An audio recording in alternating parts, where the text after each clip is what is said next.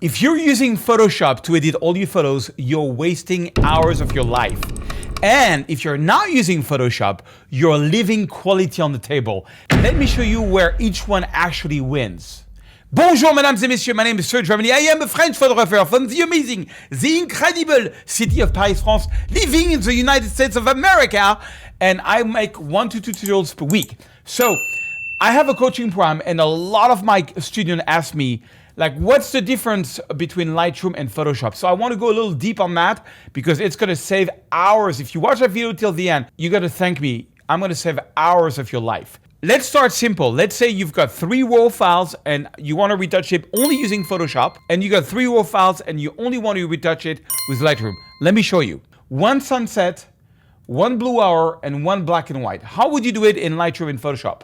Actually, one thing you have to understand is a RAW file never gets touched in Lightroom and also never gets touched in Camera Raw.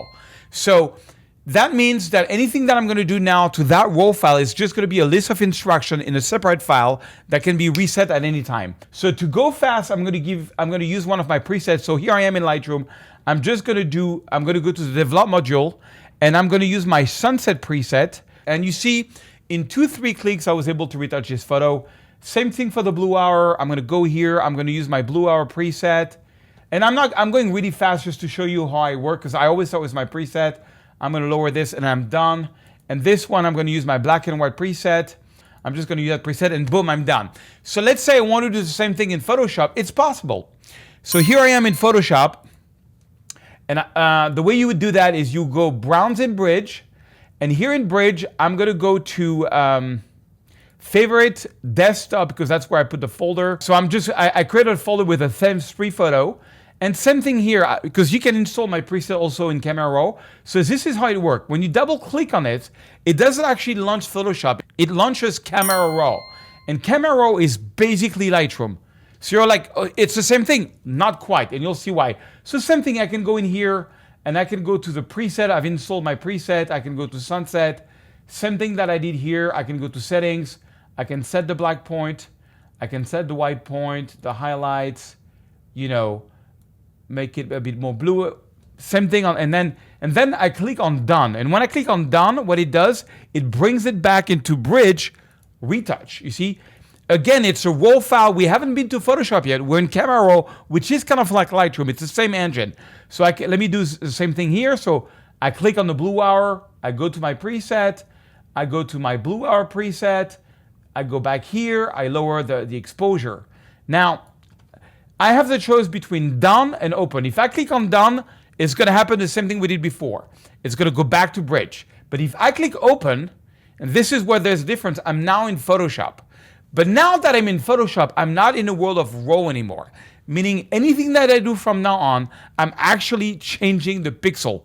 I'm altering. What it did, it took the RAW file and created a new format that we're going to call TIFF, which is a very high resolution file, but it's a problem because it's a file. So let's say, for example, I erase the lamp, for example. So I go to the move tool here. I don't know why you would do that. And I select the lamp and I erase it, right? So now you see I've erased it. So now if I save this file here, I'm going to save this file. You see, by default, it's going to be a PSD, which is a Photoshop file. And now, if I go back to Bridge, you will see there is 2 files. You got a DNG file, which is a RAW file, and you got a PSD file without the lamp, which is a Photoshop file. Now, a lot of people don't understand this. If I double click here on the RAW file, I can go here and I can change the white balance, for example. You see, I got a whole bunch of white balance. I can go to cloudy. I can go to tungsten. I can go to fluorescent. I can change the white balance completely. I can go to auto, how it was, okay? And I can click done and it changes the white balance. But if I go back to Bridge, because I erased the lamp, if I double click on this, it does not launch Camera Raw and I cannot change the white balance anymore. For example, if I convert this into a smart object, and then I go to filter, Camera Raw, and I want to change the white balance, I cannot. You see, if I go here, I can change it, but you see, all the basic white balance setting that we had earlier are disappearing because it's not a RAW file anymore. And that's very important because if I want to change the white balance, it's going to be really hard from now on. I have baked the pixel. You have to understand this. So the moral of the story is you have to stay in Lightroom or in Camera Raw until the very last minute and you finish your photo in Photoshop. So that is the first concept I want you to understand. The second thing I want you to understand is that Lightroom, the big plus is photo management. Let me show you an example. You see, I manage over 285,934 photos in Lightroom, okay? And if you're not using Lightroom to find your photo, I can find any photo in less than 20 seconds, especially over the last 5 years. I'm actually gonna do a deep dive video on this next week, so make sure you subscribe so you don't miss this one. But basically what I've been doing for 5 years, I've been using Lightroom for 15 years, but what I'm about to show you, I've only done it for 5 years, and I cannot go back to any other workflow. And this is this. I have one folder called Travel Photo. In that folder, anything that I do, I import through Lightroom in that folder. And I import by date. Make sure you subscribe so you can see on the next video how I do this. And so by date, I have basically all the last 5 years, 2020, 2021, 22, 23, 24. So let's take 2025. You see 7,000 photos. If you open this, everything is by date. So for every day I took a photo, you got a folder, right? So then I have a star system, and again, make sure you subscribe because the next video I'll go deep on that. But basically, I import the photo, then any photo that I think has a potential, I give it a 1 star. Anything that's kind of really good, I give it a 2 star. Anything which is retouch, I give it a 3 star. And anything which I think should go to my master collection, I give it a 4 stars. So let's say, for example, I want to see my best photo of last year, of 2025. I can go here, I can click 3 star, and then I can go like this really quick, and I can have an overview of all my best photo retouch for all of last year. Okay, let's say I want to do that with Bridge. Well, be ready, because here I am in Bridge. I'm gonna go to folder, I'm gonna go to travel photos, I'm gonna go to 2025, and I don't have any way to filter all my 3 stars or my 1 star. I have to go day by day, and then look at the photo and see what's going on. So right there, that's a big problem. The way I rock, which I find is amazing, and I can find any photo, is this star system. And then when I have a photo that's like a 4 or 5 star, you know what I do? Is I put it into a master collection. So if you go here, you do have collections in Bridge, but they're not as convenient in Lightroom. For example, I've got this portfolio master collection. I got all my best of Italy, all my best of Iceland. So let's say that I go to Iceland. I go to Iceland every year. I'm not going to create a folder for every year. What I do is I get it by dates. I give it a 1 star, 2 star, 3 star, and my 4 star goes in the best Iceland. Same thing for, I was the official photographer of Vegas. That's my 95 best photo of Vegas.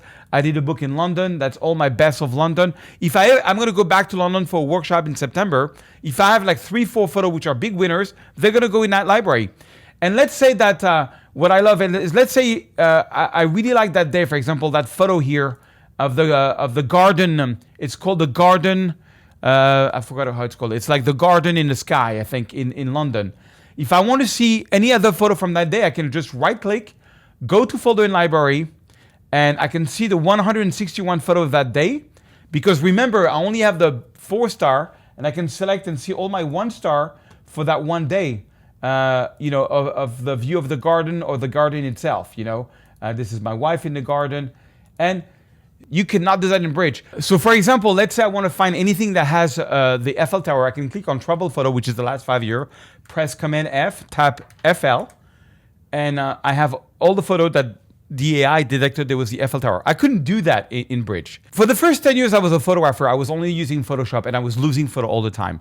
I cannot find any photo using this system in less than 20 seconds, at least for the last 5 years. And I'm gonna make a video really deep on that, so make sure you subscribe. Let me show you another amazing advantage that Lightroom has that Photoshop cannot do.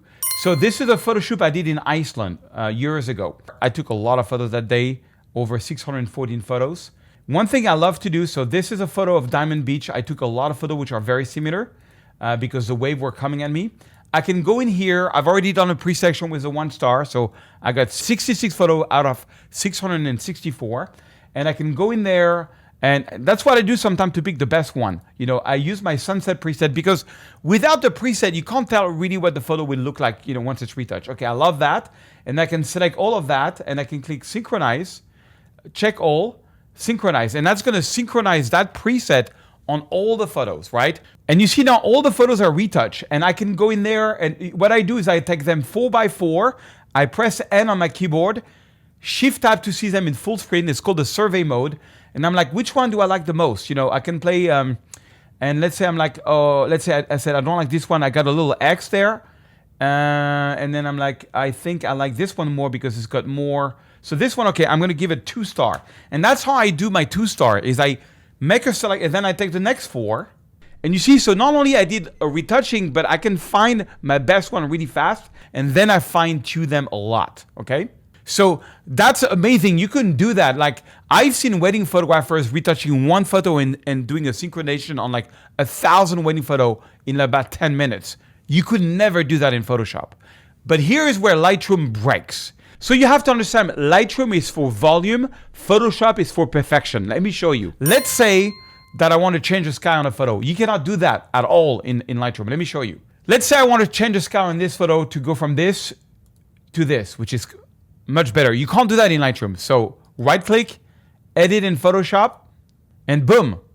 I prepared this sky already. I could have used another sky, like I got a lot of skies. I create my own sky collection.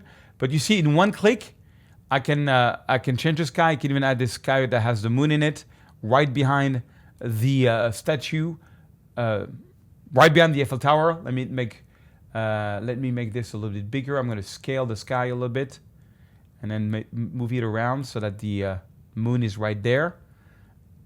And boom. So that you cannot do in Lightroom. Also, I find that Photoshop is much easier to erase things. You know, what I showed you earlier with the remove tool. Or back on this photo, let's say I want to do a nice skin retouching. I like this photo of me, but I want to make my skin a little smoother. I can go to Photoshop, and Photoshop has got an amazing tool for the skin. So let me show you. I'm going to duplicate the layer. I'm going to go to Filter, Neural Filter, and you see I'm on Skin Smooth. The first time you use it, you have to download the filter, which is what I'm doing now. And boom, you can see here, this is a powerful filter, don't use too much, but you can see the before and the after. I look 10 years younger. If you own a Sony camera or a Canon camera, you can book a call with my team to get a free portfolio review. The link is under this video, and maybe be part of my coaching program. And check out the next video on file management. It's gonna blow your mind.